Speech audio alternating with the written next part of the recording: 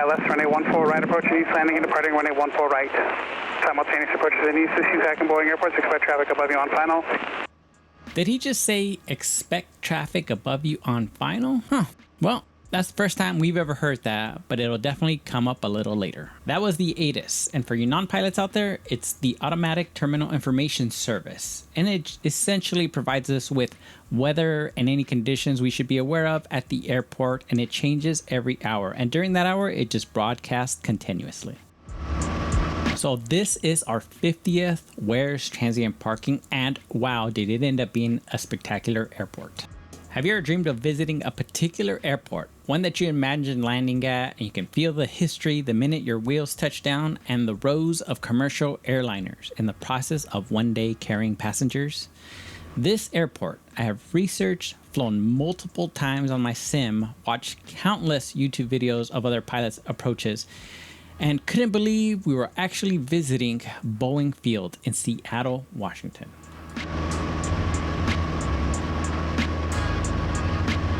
I have to start by saying that if you get lucky and get the 14 right approach, it'll be one of the most breathtaking views you'll ever see.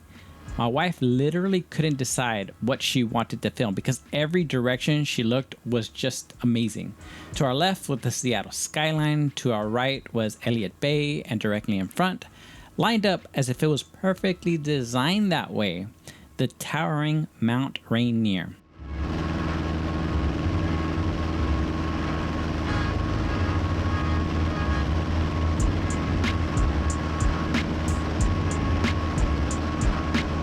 So Boeing Field is a towered airport with two runways, 14 left, 32 right at 3,709 by 100 feet. And the big one we're about to land on, 14 right, 32 left at 10,007 by 200 feet. Now this is the Pacific Northwest, so averaging 150 days of rain a year in Seattle, you know it's going to have IFR approaches, which include the ILS and RNAV for both directions of the big runway, 14 right, 32 left. Granted, by this footage, you wouldn't know that it rains here. We got extremely lucky once again. It was just a perfect day. Oh, and there's that traffic on final right above us. And one last quick note about the weather. I probably never would have made this trip if I didn't have my IFR. Again, you never know how quickly weather can change.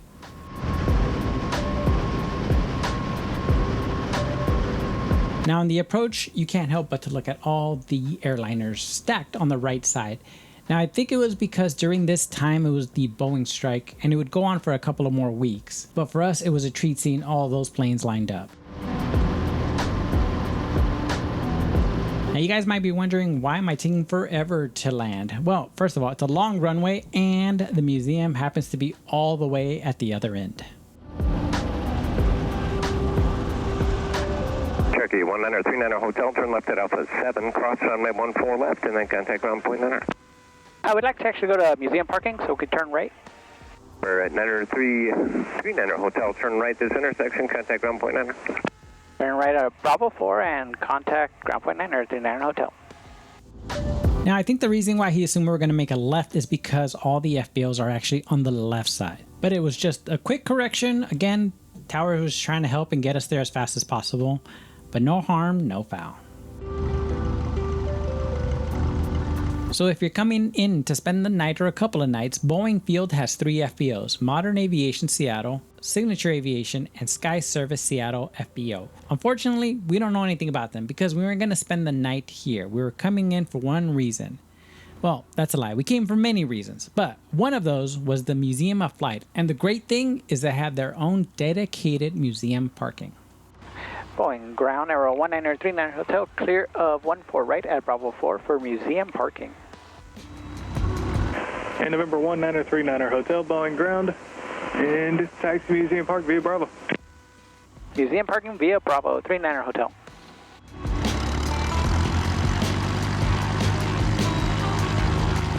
Now I can literally spend a whole video on just the museum, but I want to give you guys some quick tips. If you are an EAA member, you get in for free. If you love hearing about aviation history, you'll need the free because just one day won't cut it. We did 2 days back to back and it still wasn't enough. And that's all because of the docents. They were freaking amazing. The way they would tell stories was so captivating, and one of them literally almost made my wife and I cry. They are truly a treasure trove of just some amazing facts and elaborate on the stories written near the exhibits.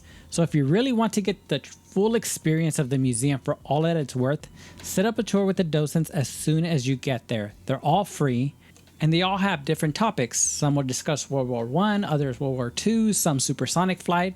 It just kind of changes when you get there, so definitely go check that out. It's seriously my favorite air museum so far. We'll see what happens when we go visit the Air Force Museum in Dayton, and of course, the Smithsonian Air and Space Museum. But until then, this is on the top of my list.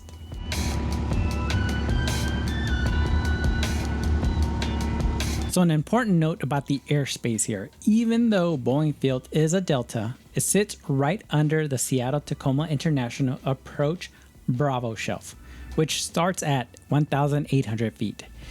And being that this was a new airspace for us, and especially because it is a Bravo, I elected to come in IFR, and it made our life so much easier. But if you're coming in VFR, just keep an eye on those airspaces. Nobody wants to bust the Bravo.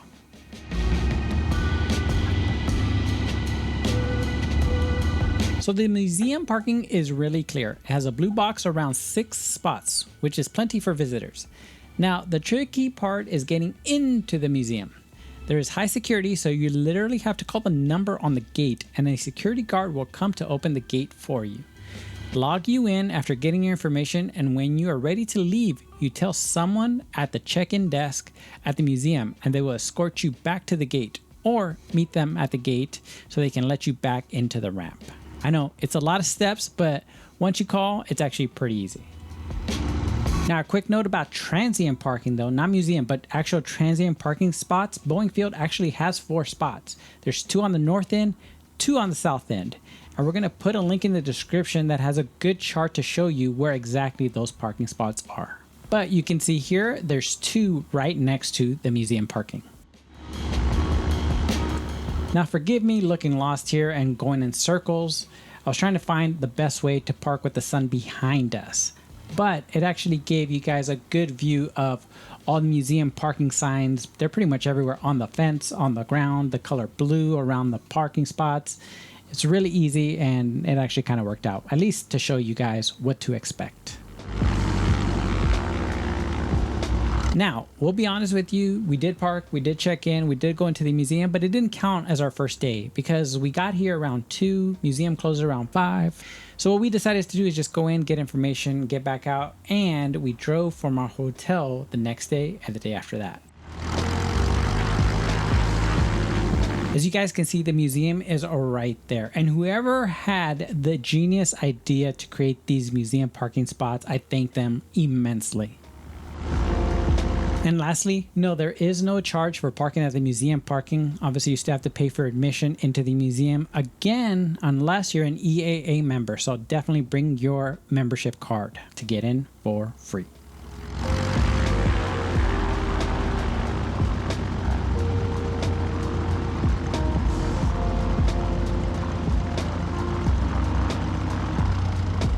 So in summary, that 1-4 right approach is breathtaking. I definitely highly recommend. The Museum of Flight is a must. And as I just said, there is dedicated Museum of Flight parking, which makes this so much easier. But remember, there are only 4 total transient parking spots. So there are bucket list items and then there are dream bucket list items. And this was definitely the latter. I can't express to you all how spectacular it was for us to come to this airport, flying the furthest we have ever flown from home, 845 nautical miles. And it was everything and more that we thought it would be. I can talk all day and night about my experience here, but I'll stop for today and say once again that you guys are nothing short of incredible. And even though we show you where we fly, we really do hope it makes you want to visit some of these airports, even far away ones. We truly believe that one of the best ways to support aviation is to fly to new airports. So until next week, go fly, go discover.